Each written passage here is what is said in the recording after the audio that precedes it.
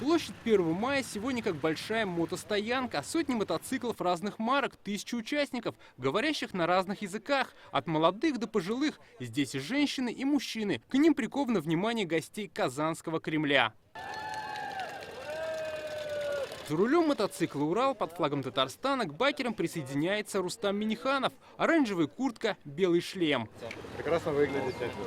Рустам Минниханов пообщался с участниками, сделали общее фото. В эти минуты на центральной улице города мотоциклистов становилось только больше. Раис возглавил колонну. В сопровождении батальона ГАИ они сначала проехали по Кремлевской, свернули на площадь Тысячелетия. Затем по Кремлевской дамбе финишировали у центра семьи Казан, попутно собирая сотни лайков и фото гостей столицы.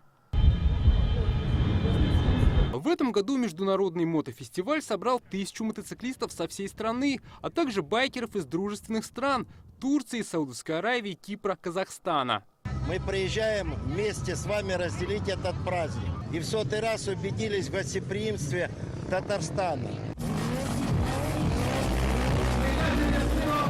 Рустам Минниханов вместе с байкером посмотрел мотошоу. Здесь фигурное экстремальное вождение и трюки на мотоциклах. Свое мастерство показали чемпионы и призеры престижных соревнований.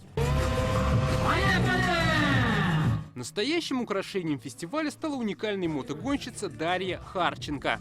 Я впервые в Казани, здесь очень красиво. Вчера я добиралась сюда на пароме.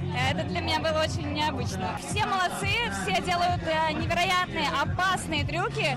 И, конечно, на всех смотреть вот так вот хочется, без остановки. Завтра участники мотофестиваля планируют посетить Чистополь и встретиться с воспитанниками местного детского дома. Дмитрий Аринин, Алмаз Зиеддинов, ТНВ, Казань.